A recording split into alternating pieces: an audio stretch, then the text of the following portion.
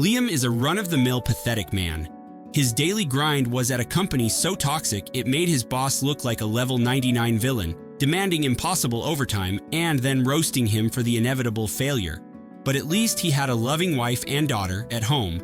Turns out his beloved daughter wasn't his, and his wife was running a long-term betrayal campaign. To make his life a complete dumpster fire, he was then perfectly framed for embezzling company money. Just as his body finally decided to give up, he died simply because he couldn't afford medical treatment. A mysterious guide conveniently appears to give him a final exposition dump. This guide confirms that his cartoonishly evil boss orchestrated his downfall, and his wife was only ever in love with his bank account. It's at this rock-bottom moment that Liam has an epiphany that being a good guy is a terrible strategy. So, when the guide offers him a one-way ticket to an isekai adventure, he smashes that accept button faster than you hit that skip ads button. He's reborn in a futuristic world as a young noble named Liam, thinking he's finally hit the jackpot. There's just one tiny problem. His brand new noble family has just gone bankrupt and is now drowning in a mountain of debt. So, he's escaped one miserable life, only to be isekai'd directly into another. But this time, things are different. Armed with the bitter determination from his past life and a surprisingly loyal female robot sidekick, Liam sets out on his new path. He's going to become the strongest and richest villain in the galaxy, simply as payback for his previous miserable existence. The moment Liam reincarnates, he opens his eyes to find himself in the body of a small child, lying on the terrace of a massive house that looks like it hasn't been touched in decades, despite being weirdly shaped like a Christmas tree. Just as the guide promised, he's now on planet Hydra, which is supposedly ruled by his new dad, Banfield. Before he can even process his new surroundings, his mom pops out, wishes him a happy 5th birthday, and casually uses transportation magic to teleport him to another room. She shows him a royal cake and gives him his present, a small gadget that turns out to be an order form for his very own robot. Liam, being a 5-year-old, just mashes random buttons, which immediately brings up a full-blown character customization screen. He now has to design his future robot maid. As he's scrolling through the long list of options, his mom helpfully explains the process. Then she casually adds that he also needs to pick out the size of his maid's watermelons and even her intimate parts, acting as if this is a perfectly normal decision for a child to make. Just then, his dad strolls in with his own birthday gift. He proudly announces he's making Liam the new head of the family, handing over all of his parental wealth and property. The only catch is, Liam has to sign a permission slip so his parents can ditch him and retire peacefully on the capital planet. His dad tries to sell this terrible deal by claiming it will give Liam more autonomy, and Liam also has to pay them a monthly allowance so they can live comfortably. Liam, with the last shred of his naive, positive-thinking former self, doesn't ask a single question and agrees to everything. He basically just clicked, agree to terms and conditions without reading anything like you guys. An assistant is immediately summoned and our 5-year-old hero signs the official contract. As a final parting gift, his dad mentions one last thing. From now on, his new robot maid will be the one taking care of him. And with that, his second set of parents are officially out of the picture. Liam's new parents practically sprint out the door as if they've just been freed from a massive burden, leaving him to wonder what the hell just happened. In a flash, he'd gained the power, influence, and wealth any man could ask for, yet he felt like he'd lost everything all over again. Still, since he has all his adult memories, he doesn't need new parents. His goal is set in stone: become an evil lord and exploit everyone around him. He even mentally thanks the guide for this second chance. But here comes the real kicker. It turns out his original life was destroyed because of that same guide who had manipulated his wife, Mika, and his boss just for his own twisted entertainment show. With Liam off in another world, the guy decides it's time for a new episode. With a snap of his fingers, Liam's old boss is arrested for embezzlement, dragging Mika down with him and kicking off their downfall. The guide reveals that he literally feeds on negative emotions like hatred and anger, which is why he sent Liam on this path and is hungry for more. I thinks he's better just read the comment section on Twitter. But as the guide opens a portal for Liam's soul, his pet cat secretly slips through, clearly having its own agenda. Meanwhile, back on planet Hydra, things are getting spicy. A massive space war has broken out because some guy named Goes wants to show off his shiny new mecha robot pirate crew. His flexing is cut short when Christiana, the first Night Princess of the Holy Kingdom, crashes the party. She single-handedly dives into the enemy fleet, slicing entire warships in half. As the pirates try to tuck tail and run, the princess refuses to let them escape, dead set on making them regret ever messing with her kingdom. While all that galactic chaos is happening, Liam's birthday present finally arrives. His custom AI maid, delivered in a giant doll package. With a simple touch, it transforms into a beautiful maid who introduces herself. Without missing a beat, Liam immediately starts copping a feel of her watermelons, claiming it's for a thorough inspection. The assistant is horrified at this 5-year-old's perverted mind, but when asked what to do with the robot, Liam says he wants to continue his private inspection. He takes the robot, now named Amagi, to his playroom and immediately puts her to work doing everything for him, making tea, giving massages, and even bathing him.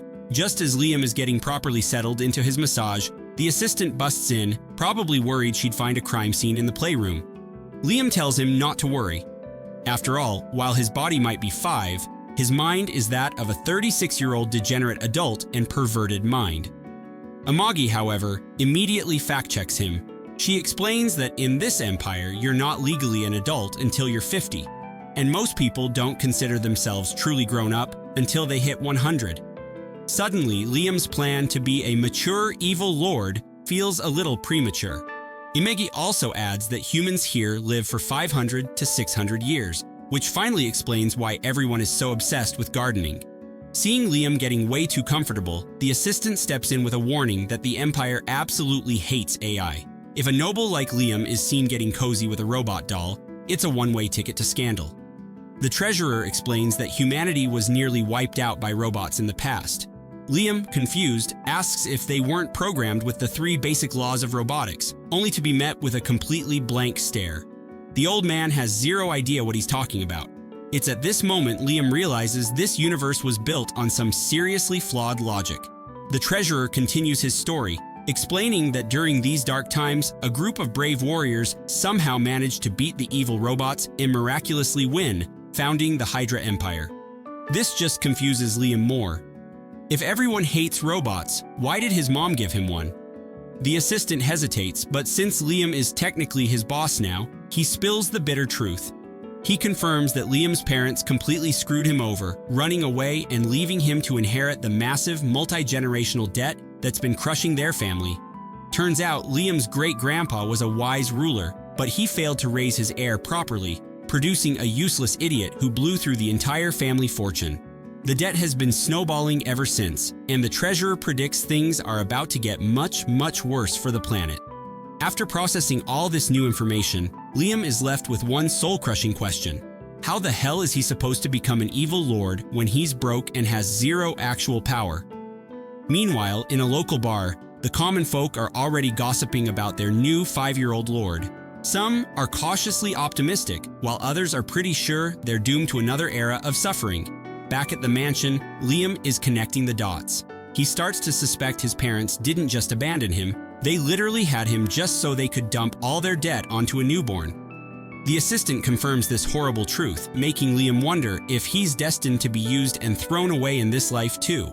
Realizing that he and Amagi are both outcasts, Liam proposes they team up to survive. He dramatically invites Amagi to stand by his side as his partner. Amagi politely reminds him that her primary function is to be his maid, not his partner, but she's down to do whatever he orders. Just in case, Liam establishes his own version of the 3 laws of robotics, which he probably ripped straight from a movie from his old life. First, don't harm the master. Second, obey orders. Third, protect yourself.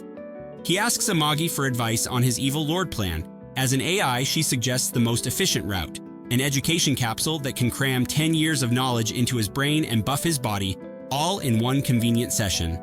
Liam immediately agrees and puts Amagi in charge of his entire territory. The assistant strongly objects to leaving a robot in charge, but is quickly out-argued by the combined intelligence of an adult reincarnator and a super AI. Before hopping in, Liam asks if robots here have emotions. Amagi confirms they do. With that, he steps into the capsule and goes into cryosleep. The scene then cuts back to our evil guide. He's on Earth looking for his next snack. He spots a woman in a ramen shop about to have the best meal of her life. So, he uses his reality-bending powers to slightly break her chopsticks. Her brief moment of despair over the bad omen is apparently a tasty appetizer for the guide. This creature can ruin lives, but is also content with ruining lunch. Back in Liam's world, the capsule finally opens. He's been asleep for 2 whole years.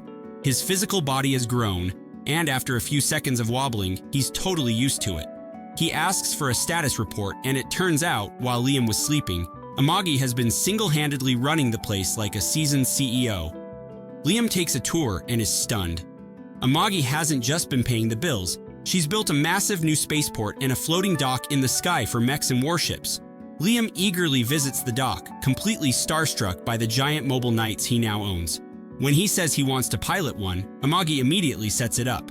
The controls are ridiculously simple. The mech is powered by magic and will perfectly mimic whatever the pilot imagines. Liam carefully steps the giant robot off its platform and starts walking around with ease. It seems being an evil lord is going to be easier than he thought. A few moments later, Liam gets bored and asks Amagi for a way to practice combat in his new mech. Amagi, being the hyper-efficient maid she is, arranges a sparring match in seconds. She equips his mech with a sword and calls in Captain Masita from the Banfield Army. Liam eagerly goes on the offensive, smacking Masita's shield and knocking him down. But Liam quickly realizes Masita just took a dive, treating him like a useless kid. Annoyed, he demands a real fight, threatening consequences for the disrespect. So, Masita gets serious and, in a single instant, disarms Liam and pins his giant robot to the ground. The match is over. Liam is faced with the harsh reality that an overpowered mech doesn't mean much if the pilot sucks. He tells his assistant to find him a combat instructor, insisting that he never wants to be bullied for being weak again. Shortly after, a man named Yasusi is appointed as his new teacher, a supposed master of the katana. When Liam says he wants to be the best, Yasusi gives him some generic philosophical speech about how no one can truly be the best. Amagi immediately gets suspicious, thinking this guy looks both terrifying and shady, but Liam tells her not to worry about it. To demonstrate his skill, Yasusi unveils his secret flash style. He grips his katana, slightly unsheathes it, and slides it back into place. In an instant, every log in the training area splits in two. Liam assumes the draw was just too fast to see, so he has Amagi play back a slow-motion video. The footage shows that Yasusi's sword never even left the scabbard, but instead of realizing he's being scammed, Liam comes to the exact opposite conclusion. Yasusi's technique is so impossibly fast that even Amagi's high-tech cameras can't capture it. This makes him even more determined to become Yasusi's student. Of course, the truth is that Yasusi is a complete fraud who had pre-cut all the logs beforehand. Watching all of this from his own dimension is the evil guide, who probably sent this con artist to Liam's planet in the first place. He can't wait to see how this new disaster plays out. Thanks for watching. Stay tuned for the next part, because whatever's coming next is definitely not going to be chill. This is Dem Recaps. Make sure to subscribe, and I'll catch you in the next one.